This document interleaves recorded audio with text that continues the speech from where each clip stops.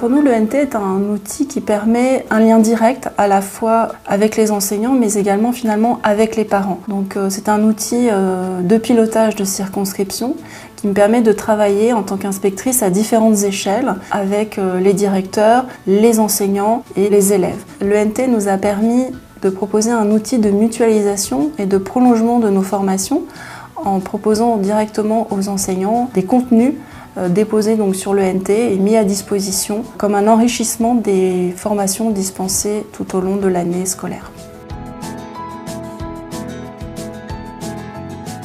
En tant que directrice, le nouvel ENT me semble bien adapté à créer un lien au niveau de ce qui est fait dans les autres écoles. Ça me permet aussi de me tenir au courant de tout ce qui est mis sur le site de l'inspection. Les élèves ont tout de suite aimé. Par contre, ça a demandé de la méthodologie. Ça a demandé de leur apprendre à s'en servir. Pédagogiquement, j'ai mis des exercices en place, ils ont eu envie de les faire, des questionnaires, donc sans en avoir l'air, ils faisaient des révisions de grammaire. Je pense que ce nouvel ENT va s'intégrer parfaitement à ma pratique pédagogique de classe. Ça va devenir un outil au même titre que le cahier. Il est beaucoup plus sympathique d'utilisation, il est aussi beaucoup plus simple, beaucoup plus fonctionnel, beaucoup plus ergonomique. Dans mes fonctions, j'ai surtout deux utilisations principales sur cette ENT maintenant. La première, c'est l'agenda.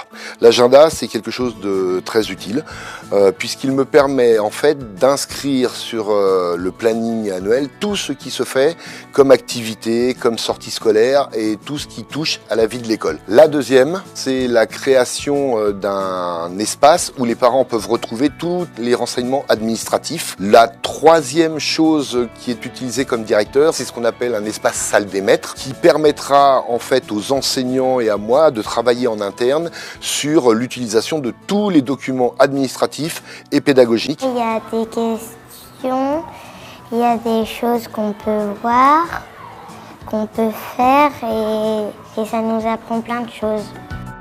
On se met sur le blog, on clique les bibottes. Par exemple, on a travaillé, donc j'explique ce qui a été fait.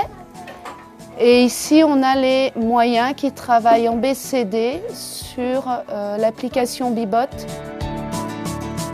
Aujourd'hui, on va pouvoir se connecter sur l'ENT pour regarder la vidéo que vous aviez à voir pour aujourd'hui. En tant qu'enseignant, l'ENT est un outil indispensable puisqu'il permet au sein de la classe de pouvoir mutualiser certains documents.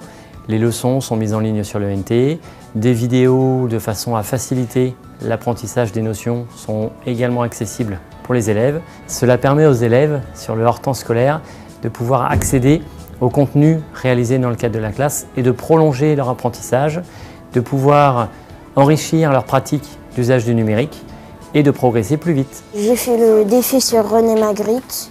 J'aime bien faire le GPS. On peut aller dans des pays, dans des villes. C'est bien d'utiliser l'ENT parce qu'on peut faire beaucoup plus de choses qu'avant.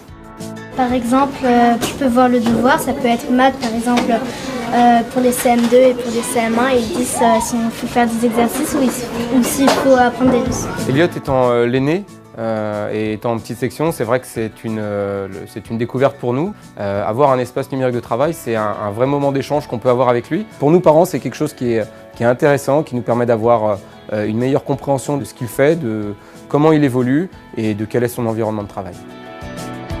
L'ENT, pour moi en tant que parent, est important à utiliser au sein de l'école parce que ça me permet de suivre en direct tout ce que mes filles font à l'école. Ça permet aux enfants de se familiariser avec cet environnement numérique qui sera vraiment leur quotidien lorsqu'ils vont arriver au collège. Le fait de pouvoir, dès l'élémentaire, se servir d'un ENT leur permet déjà d'être à l'aise sur cet outil et leur enlève un stress à leur arrivée au collège, où ils auront à se familiariser déjà avec beaucoup d'usages différents par rapport à l'élémentaire.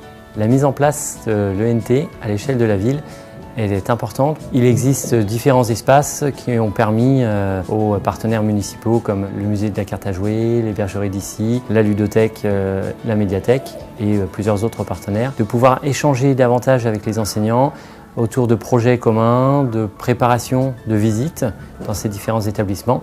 L'ENT permet aux élèves lycéens de rentrer pleinement dans les attentes numériques de l'éducation nationale et de notre société en les préparant à communiquer via des outils numériques. Il faut aussi rassurer les parents sur le fait que l'ENT ne va pas surcharger les enfants au niveau du temps passé devant les écrans.